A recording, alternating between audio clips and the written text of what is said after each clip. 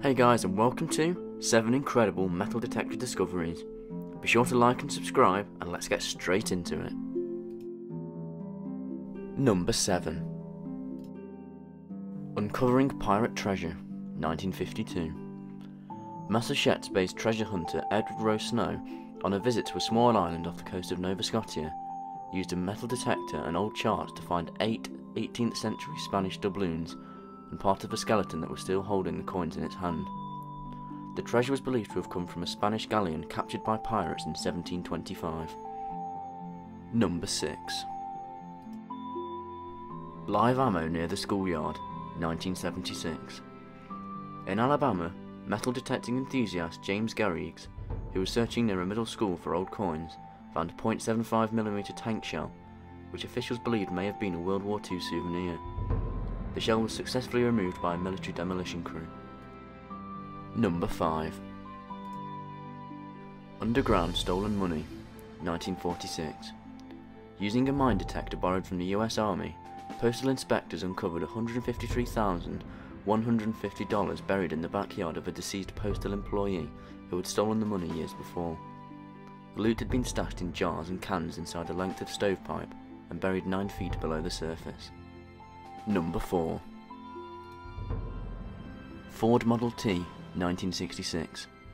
In Detroit, a group of people, including a man wielding a metal detector, unearthed what appeared to be a Model T Ford that a man had buried in his backyard back in 1926 to preserve it for posterity. Number 3. High School Lost and Found, 1974.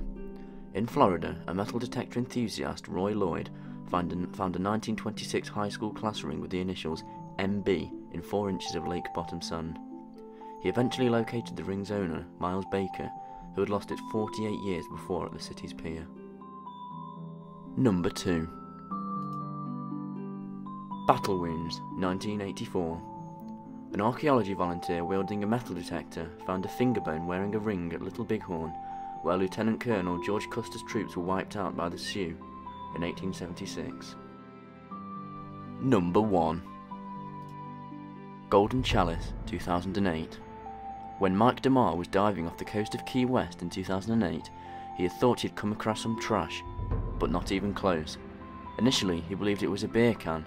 Upon closer inspection, it turned out to be a golden chalice. The gold, nearly a pound of it, was in the form of a 385-year-old chalice from the Santa Margarita, a ship that sank in 1622. It was valued at about $1 million. That concludes today's video. Thank you very much for watching. Don't forget to turn notifications on and like and subscribe if you haven't already. We'll see you in another video.